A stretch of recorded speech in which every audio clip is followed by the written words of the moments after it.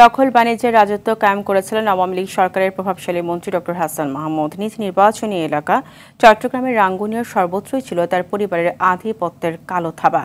এইসব অপকর্মের মূল হোতা ছিলেন ভাই এরশাদ মাহমুদ। পরিবারটির স্বেচ্ছাচারিতায় প্রশাসন নির্বিকার থাকলেও বর্তমানে নড়ে চড়ে বসেছে বন বিভাগ। চট্টগ্রাম থেকে সাইফুল মাহমুদের রিপোর্ট, জানাচ্ছেন রেজওয়ান শরীফ। ২০০৯ সালে আওয়ামী লীগ ক্ষমতায় আসার পর থেকেই সাবেক মন্ত্রী হাসান মাহমুদ ও তার পরিবারের দাপট শুরু হয়। ক্ষমতার ১৫ বছরে রাঙ্গুনিয়ায় বন বিভাগের বিভিন্ন বিটে প্রায় ২১২ একর জমি দখলে নেয় পরিবারটি। এসব জমিতে গড়ে তোলেন পর্যটন কেন্দ্র, বাংলো, গোয়াল খামার সহ বিভিন্ন স্থাপনা। আওয়ামী লীগ সরকারের পতনে ভেঙে পড়েছে মাহমুদ পরিবারের রাজত্ব। একসময় ভাই এরশাদ মাহমুদের দাপটে সরকারি প্রতিষ্ঠান থেকে শুরু করে এলাকার মানুষ তটস্থ হয়ে থাকত। তবে এখন সরকারি সম্পদ উদ্ধারে কাজ করছে প্রশাসন, পাশাপাশি মুখ খুলতে শুরু করেছে এলাকার মানুষ।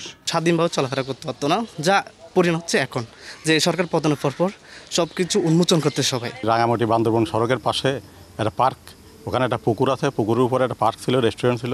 এগুলো আমরা গত ২৬ তারিখে এগুলো ভেঙে দিয়ে ওখানে প্রায় ৫ একর জায়গা ছিল। রাজনৈতিক প্রভাব খাটিয়ে দখলে নিয়ে গেছে। গরু ফালছে, ইয়া ফালছে, তারপর ফজর দিছে।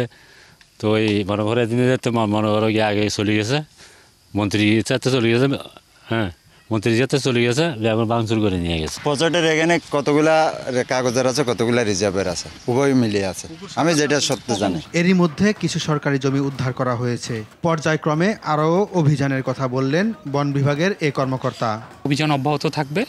পর্যায়ক্রমে আমাদের বাকি যে বনভূমিগুলো আছে সেগুলো উদ্ধার করা হবে এবং সেখানে বৃক্ষরোপণ করা হবে। ক্ষমতার পালা বদলে আর যেন কেউ এমন স্বেচ্ছাচারী না হয়, এমনটাই চাওয়া স্থানীয়দের।